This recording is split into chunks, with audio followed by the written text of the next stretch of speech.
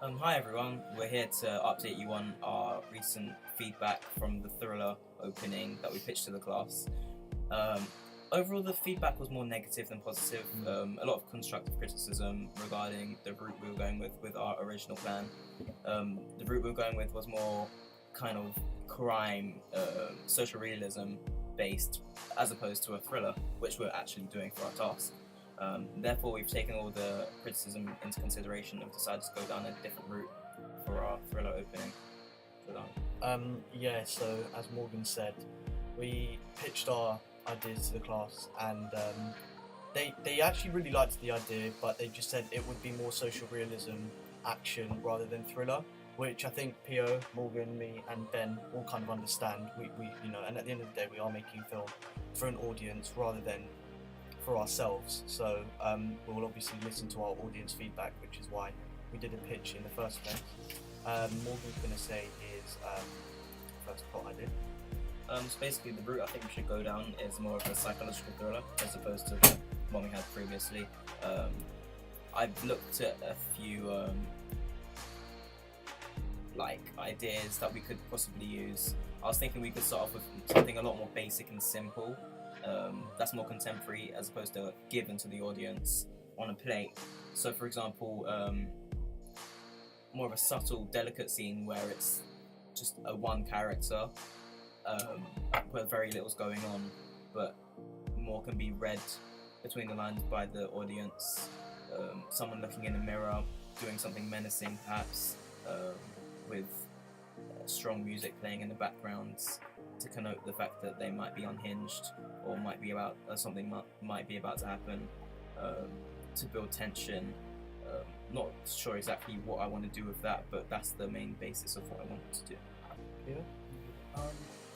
My idea is where the protagonist is walking through a street and it's quite dark, maybe midnight around, and it would start with like a mid-shot of him walking through the street, and then there'll be a cause of tension as like he starts walking quicker and quicker, as like it feels like a strange, maybe dangerous presence, and then starts walking faster and faster and breaks into the full run. The audience does not know why and starts giving area of tension. It's like what's going on, why will he run? And then turns into a corner, waits to catch his breath, turns around and sees nothing. Then shrugs it off, turns back around, and then sees a face. My idea is basically we have this male figure walking around a house, father figure perhaps, and he's just getting on with his everyday, morning routine, having a shower, he's washing, shaves his face, all of this, and he, making breakfast. But there's this but the audience is feeling quite unsettled because we're going to have a low, kind of sinister score playing throughout the opening sequence, and we don't see anyone else, and just from that alone, the audience is going to feel quite kind of put off and quite almost kind of scared aspect, I suppose. And we see this man just walking around this house as if it's his own. We suspect that it's his own. We have a close-up shot of him just kind of eating this toast or drinking his tea or whatever, and close-up perhaps of him maybe shaving, a close-up of just predominantly close-ups of actions that he's doing, because I feel, this is me, I feel that when there's a close-up of someone doing something to their own, like eating, for example, or drinking, I feel like it's quite, it's quite weird, and it gives an eerie feeling, but it would suit a thriller film, and I've seen it done in other thriller films, hence why I'm portraying this idea. But what would happen after is he is about to, wash up the dishes, and to the right we see a sink filled up with kind of like hammers and knives, and there's kind of blood dripping from the objects, and the camera will pan right, and we'll just see a dead body lying on the floor. Bearing in mind we'll also have no audio throughout all of this. I think that will create also tension as well. And so, as I said, the camera will pan right to this kind of dead body and pan left to another dead body. There'll then be a mid shot of this main figure looking down at two bodies and having a flashback, very quick flashback, literally 2 or 3 seconds, just seeing what happened moments before these two died in the house. So do you kill some one of his family members? Or was that- I think if we were to go with this idea, we'd establish who they were later, but I think leaving them unknown to the audience would also be quite good because Yes. the story would develop after. And he just kind of looks at them, has a flashback, shows no emotion at all, as any other normal person would, seeing dead bodies lying on the floor. He gets his work bag, leaves the house and slams the door after him, and that would be an amplified sound, so it would be made a lot louder than a normal slamming door would.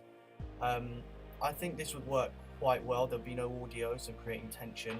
The small sounds that would appear during this opening sequence would be amplified and would create more kind of scares and shocks to the audience. So that's all 3 of our ideas, and we'll be back soon with some interviews pitching our ideas to. So I'm here with Arthur.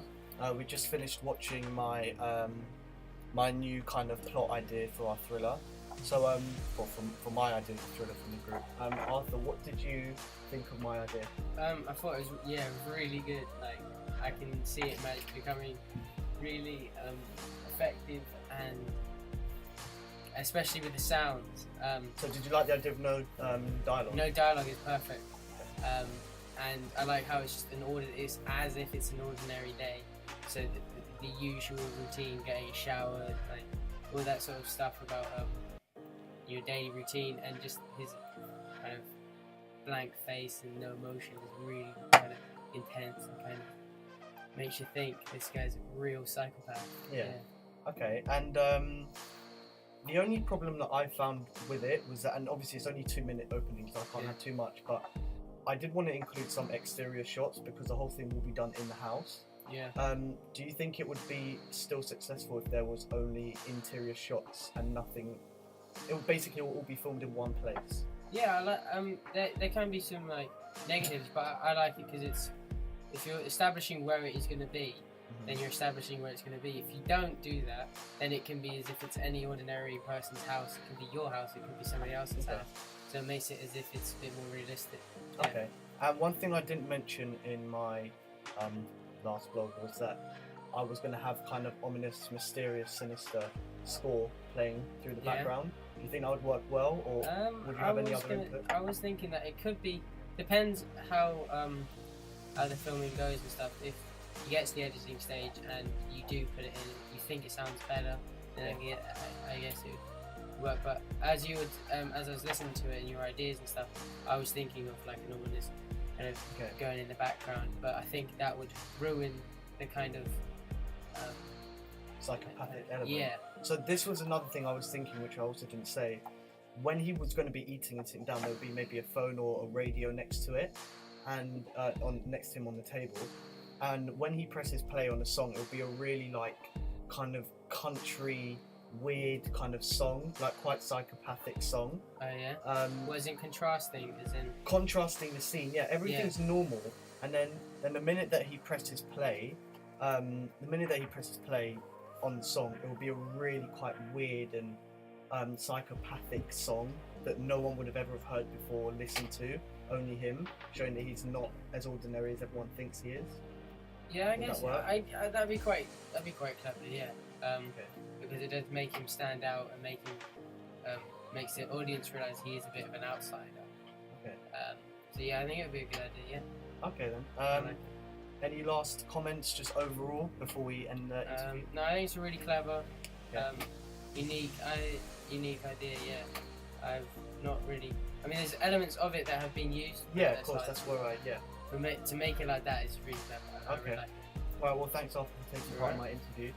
And So after you watched our previous clip, what do you think about our ideas, and do you have any feedback?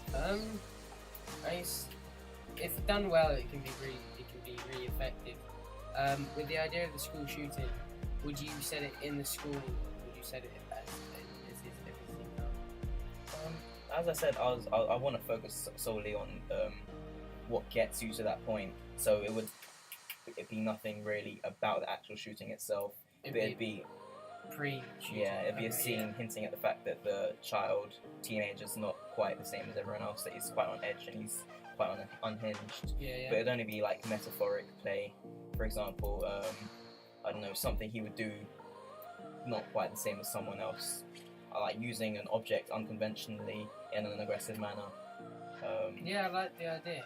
It's really kind of, especially using a kid. Would you wait? How old is the kid? I haven't quite decided. I thought it'd be really effective to use like a younger child. Yeah, That would be really effective. effective, just creepy, and especially when he's Very. that young. And Something yeah. so simple as a mother trying to play with the kids, and the kid doesn't respond to her in the right way, or he just gives her an icy look, emotionless face. Yeah. Especially in times where we should be happy and playing.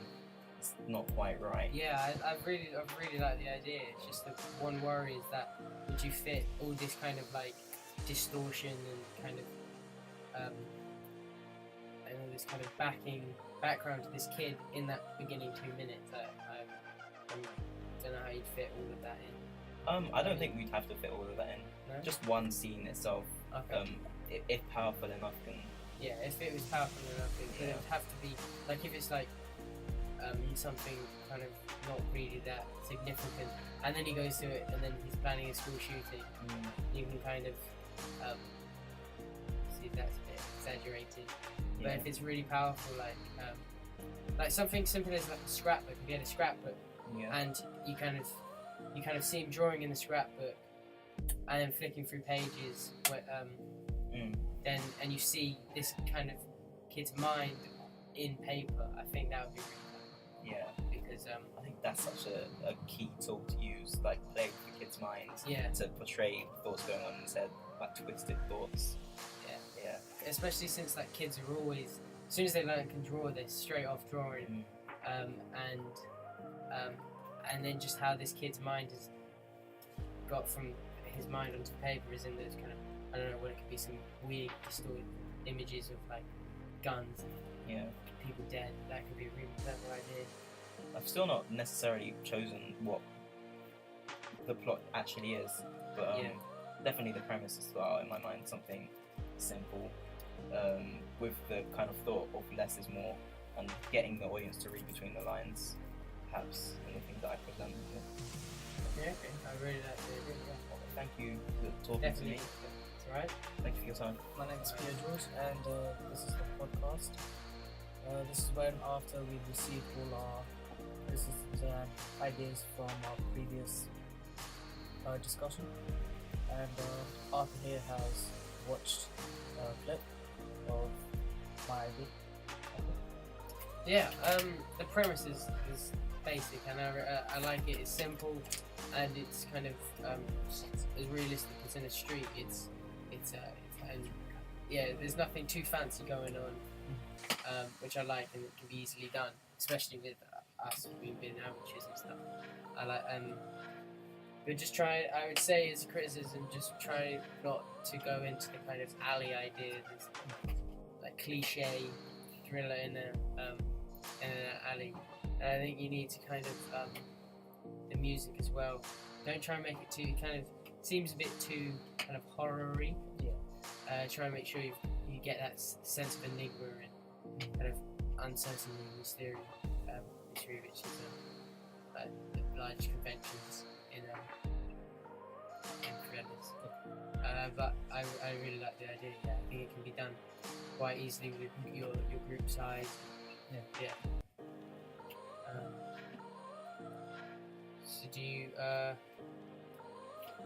So where would it? So it's set in a street. Is it just that one street? It would be like set in that one street, and that's where most of everything would take place, like walking down, with the protagonist being scared, and then running through it. Yeah. So, like the setting, of course, will be at night. Yeah. Kind of dark and mysterious feeling to it as well, so it like grabs the audience in. I don't really like. Yeah, it's simple, sweet, short. It doesn't sound too kind of. Cliche? Yeah, Apart from the alley scene, like Yeah. you said, it is pretty cliche. Right? I think might have to find maybe like an alternative to it. Yeah, maybe. But I also like it could be well done with the bit where he's down the alley. Sigh of relief. You think, okay, he's off. This must have been a red herring, wrong feeling. But then when his face pops up, like you should have like the music kicks in really high and like a really loud sound, which would scare the audience just from the sound, but also the face as well. And it would amplify the kind of fear, like as if his heart is just like jumping out of his chest. So it's kind of like you'd say a jump scare, basically. Yeah. Okay. I just worry it could become a bit too horrible. Yeah. Yeah, it's good. Right. So our interviews are done. Our initial ideas again have been done as well. Big thanks to Arthur for having interviews with us. Unfortunately, Ben couldn't be here, but he did also speak to Arthur about his idea, and Arthur, you said you quite liked it as well. So Ben's also staying with his old idea, so it's not too much of a loss. But anyway, big thanks to Arthur, and see you guys in a bit. See ya.